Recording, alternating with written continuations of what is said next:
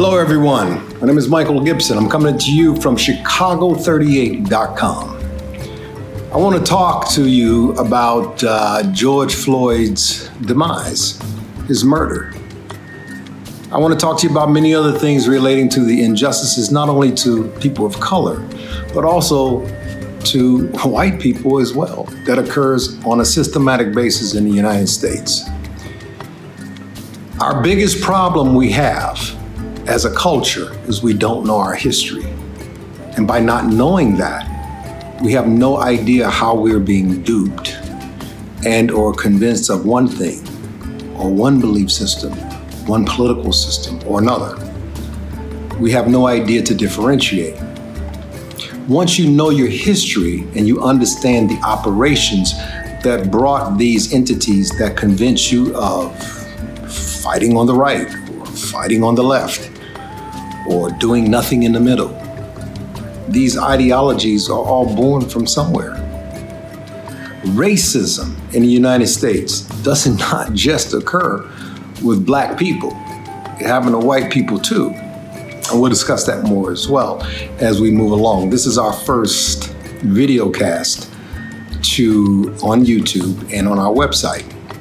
I will be including videos probably every day or several a day, and I'll be talking about issues from the development of good self-disciplines as you work towards staying in shape around the coronavirus, if you're going to be out there protesting, and if you're going to be police officers and on the right, if you will, be it government or political affiliations, then I'll try to show you something to keep you safe just as well. This is a nonpartisan cast.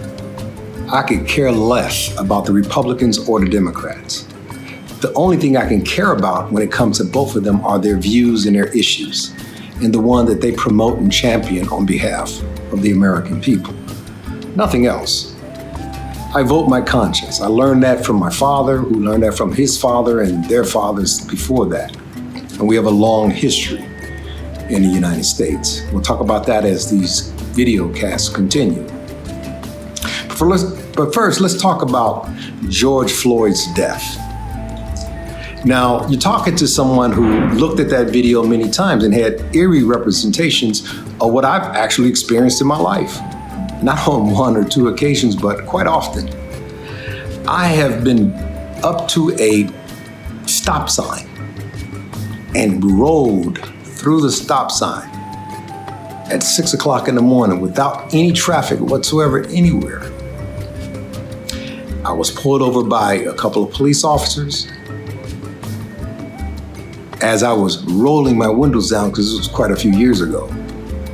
As I was rolling my window down, I couldn't hear the cop, just couldn't hear him. By the time I got it to about 3/4 down, I was being yanked from my car. I mean, literally yanked. They had cut my seatbelt, reached behind my neck with a knife and cut my seatbelt and pulled me out of the car, slamming me up to the car, telling me that I had just run a stop sign and put people's lives in danger. And I said, well, I was doing a California roll, because I had been out there. This was back in the late 70s, early 80s. I had been out there for the Defense Language Institute. I was in the military at the time. And it was an event. I was taken to jail. I ended up talking to the sheriff and their hierarchy. They realized that at the time I was in Special Forces. I'm a Special Forces Green Beret at the time, in and out of country, on various operations around the world, stationed out of Central America. At the height of the Salvadoran War, I was one of the original 55 American advisors in El Salvador. I had just come back from a pretty interesting time there. But yet I was being pulled out of my car and slammed against the car without ever having asked me a question. I've had other cops walk up to my car with my children in the back seat, toddlers, 2-year-olds, 4-year-olds, 6 at the time, with their guns drawn.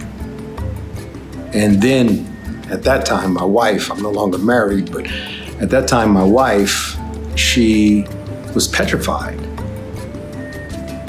And all I could say to the cops, and they actually stopped, is not in front of my family.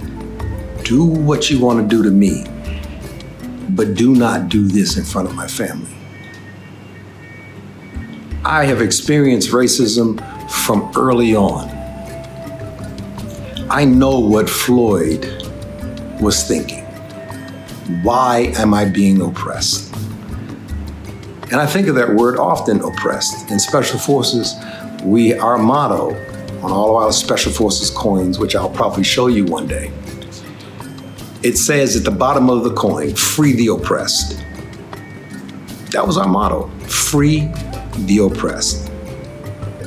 Not only was it our duty to free them and to train them and enlighten them and clear them of burden, but we had to learn to understand them and appreciate their plight. This is something we do not oftentimes do in the US. We very often judge people simply based on the color of their skin, their economic status, or their educational status. Period. It takes about 2 seconds for you to look at someone and not like them in the US. It's the easiest place in the world to practice racism. Because all you have to do is say, hey, you are Black. I am taught since birth that there's something wrong with your culture and you. So I don't like you. Just that simple. It's the easiest thing in the world to do. And it's based normally on fear, the fear of the unknown. I'm here to tell you that there's more wisdom in the unknown than there is in the known. Have you ever known something so well that you just said, I'm gonna do it. I'm gonna know it. I'm gonna understand it. I'm gonna participate in it. And you just put your blinders on and you just go. You get straight to your point. And you make that thing happen. It's when you don't know that everything else that you missed while going straight to your point becomes an opportunity. You get to look at things in many different ways when you don't know. It's always better not to know something and put yourself in a circumstance where you have to find out. You will learn much more than what you already know heading for that problem. I have used this wisdom my entire life, which of course made me an extremely eclectic human being. We'll get into that sometime too. As my introductory video, Floyd's death touched my heart. I watched his eyes bulge. I watched his carotid artery pulsate. I watched the knee of the police officer. I watched it. You know how when you just squeeze just a little bit more each time because you can? I watched his knee just grind into his throat, just a little bit of a better position to cut off that oxygen to his brain. I've seen more death than most people. I used to tell people I got more dead friends than alive. And anybody in Special Forces or who have lived the life I've lived will tell you probably the same thing. At the end of the day, the only person you get to look at in the mirror is yourself. And if you're Black or people of color, or a certain social class of white in the United States, or you're uneducated, or you're working for the man, chances are you've been discriminated upon. You have. Some of you know, and some of you don't. Some of it's overt, some of it's covert, but it does exist.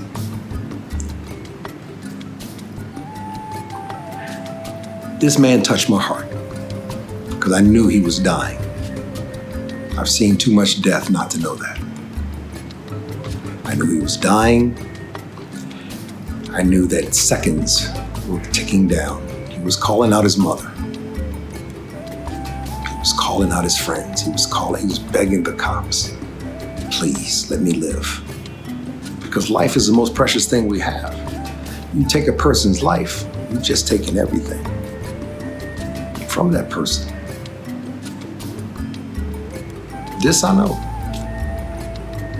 But at the end of the day, the only person you get to look at in the mirror is yourself. I was a kid. I was 9 years old, 10 years old, walking on the south side of Chicago, growing up there in the 1960s. And as a kid, I watched us as a group walking down the street, and I watched the police roll up to us on the opposite side and started shooting at us, laughingly driving off. And at the time, they were in the process of building the largest police precinct in the United States at the time, right off the Dan Rand Expressway, right around 51st Street, 52nd Street, South. I've been witnessing racism and any other kind of racially motivated crimes since I was a kid. I can identify with George Floyd, and so can many of you. And those of you who cannot, listen to my stories. I have many to tell. I'll tell you one more. I'm 5 years old. I'm on a bus with my older sister. My older sister is a much lighter complected person than I am because we have mixed parents and a lot of white in our family.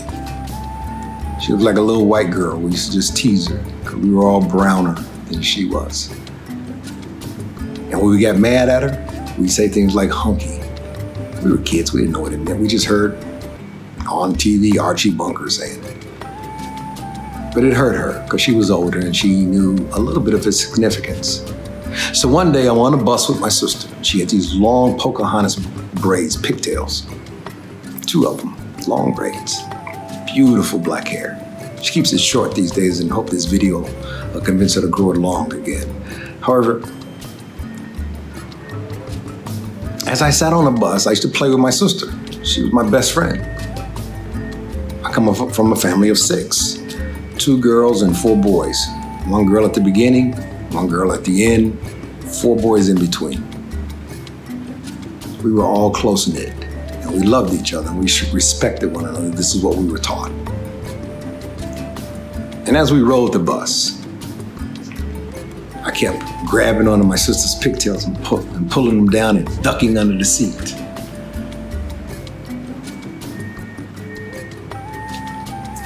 And along out of nowhere, and I was by the side door of the bus, you know, that middle door that's on the side of Chicago CTA, Chicago Transit Authority. The old bus, the steel grated floors. And I'm on this seat, going underneath, hanging out, messing with my sister. And she, stop, boy, stop reaching back, stop it, leave me alone.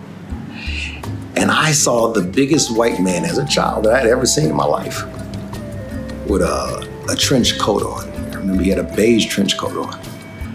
And he walked up to my little sister and she said, she must have been about 8. He said, "Excuse me, little girl, is this little nigger bothering you?" My sister's eyes bulged, and so did mine, because I looked up at him like, oh shit. I'm about to get killed here, because that was common in the United States at the time. Anybody just knocked the hell out of you and got away with it if they were white. Or they killed you, or they hung you, or they drug you behind a car. Those kinds of things happened quite often as I grew up in the 1960s. My sister stood up, stood in the middle of the aisle while the bus was moving. And she said, "I don't know who you're talking to or who you're calling a nigger, sir, but you will not call my little brother a nigger. Do you even know what nigger means? How dare you?" And she began to educate this man.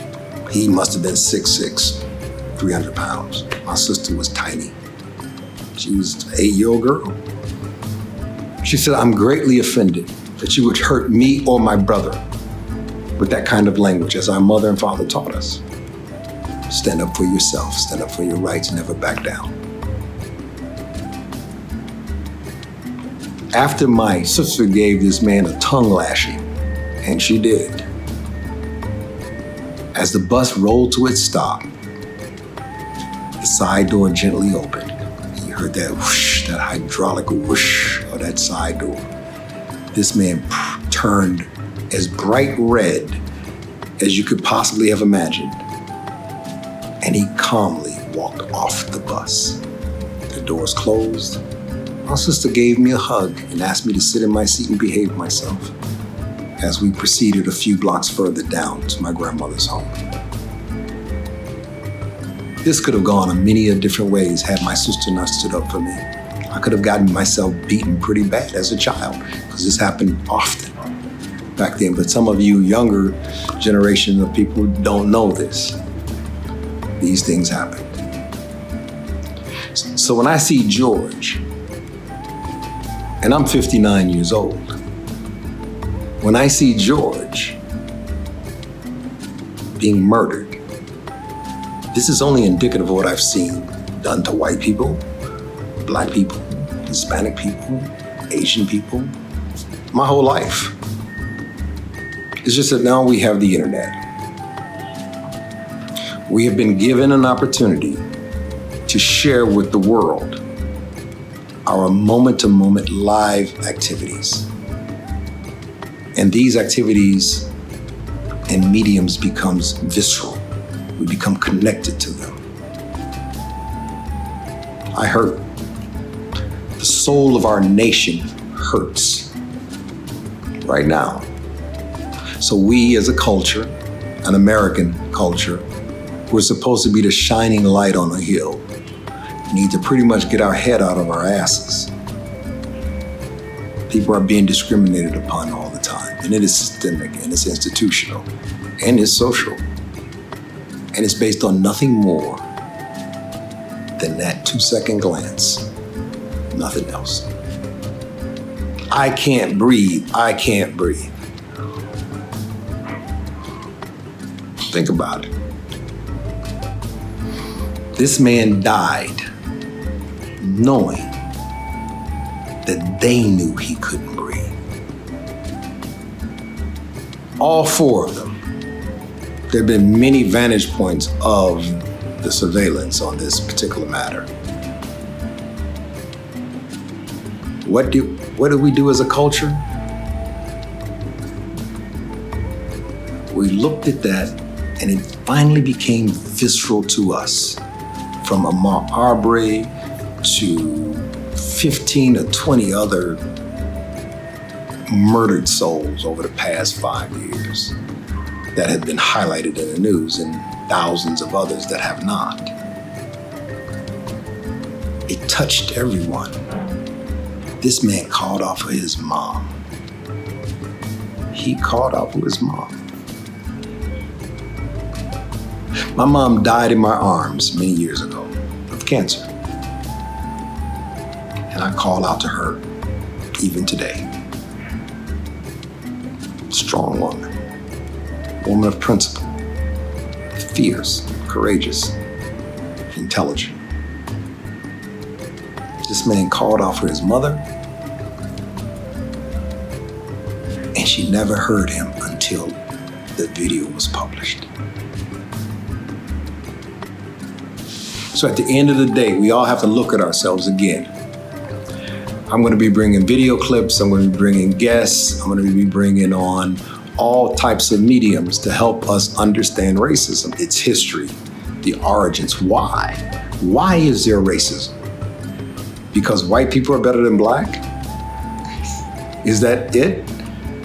That can't be it. Many of you don't even know that before black slaves were in the United States, or in the 13 colonies, or whatever they were called at the time,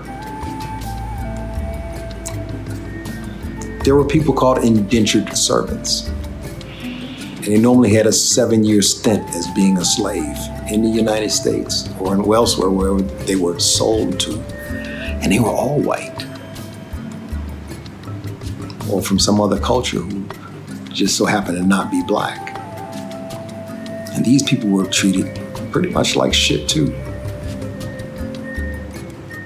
The word ghetto is a cross between Jewish and Italian. That's not a black word. Every culture in the United States has had their turn in the barrel of being the bottom of the shit heap. But black people didn't enter that race until the 1960s. From its inception, 200 years, almost 200 years later of forming itself from the Constitution forward, independence, black people had not participated in that race. And we wonder why there are ghettos full of black people, downtrodden, the lazy people. That doesn't exist. I remember in the 1960s when they were promoting the Civil Rights Act, Dr. Martin Luther King, Malcolm X, all that. I remember it vividly. And I also remember that the biggest problem with the Civil Rights Act was desegregation. Oh yeah, desegregation. Because what desegregation did, it actually did exactly what it said it would do. It desegregated. So it went into every major black or brown community in the country, to include a lot of white communities that had people from other origins and countries of brown color, and it simply plucked out, desegregated the best of those communities, the doctors, the lawyers, the bankers, the insurance men, the homeowners. It plucked out the butcher shops, the grocery stores, the lending arms for that community. It plucked out the government officials who used to live in those communities to ensure they maintained, the police who lived in those communities to ensure that community had police that actually lived there. It took everything good and serviceable and useful to the United States out of those communities and put it into mainstream America, which left a huge vacuum and void of talent, professionals, education, services, you name it, it ripped it right from its soul roots from those communities. And I lived through that.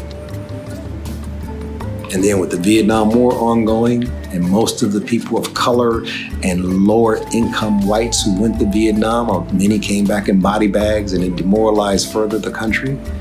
All of that happened at the same time. And what do you get? Because as a kid, I could walk in any black neighborhood. They used to call Harlem, New York, the Black Renaissance. Or in Chicago, the up and coming areas were, oh my God, black. It was a migration from everywhere to Chicago. Because we had our own banks, we had our own insurance companies, we had our own music labels, we had everything in our community, just like white America has right now.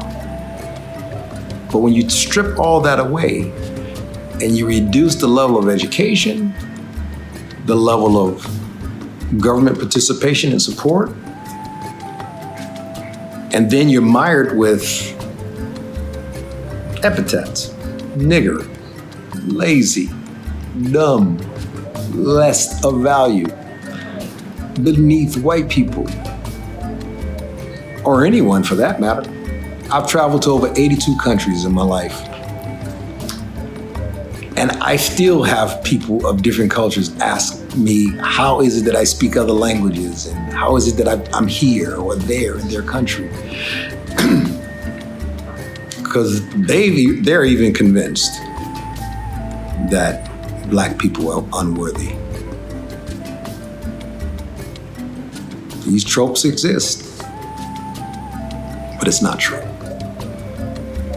It's just not true. Where you see a hostile person, aggressive, as most blacks are described, I see a person screaming to get out of their soul, to be heard, to have a voice, and not know how to articulate it because they've not been educated. And even if they were educated, they wouldn't be supported by the education they would spew.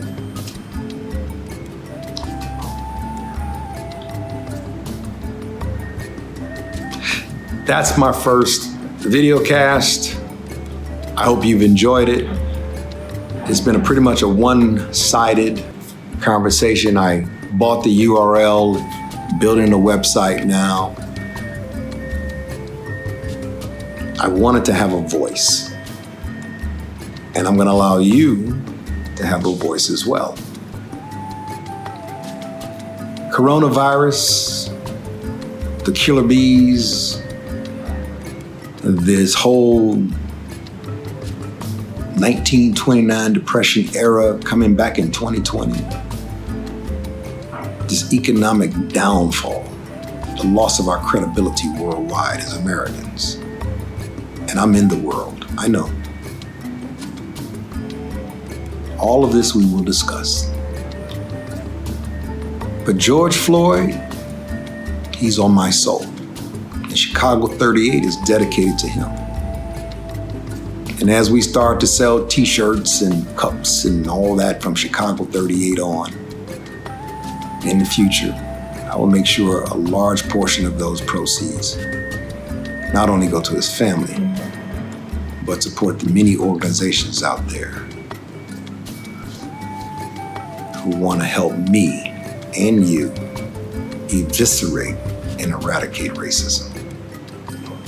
I've been a victim of it my entire life. It's normal to me. And that's a damn shame that I can actually say that. Chicago38.com. Check us out. This is my new medium. I want you to enjoy yourself. I plan on having some of the biggest names on the planet on our program as time ensues. And I want you to stay tuned. Thank you.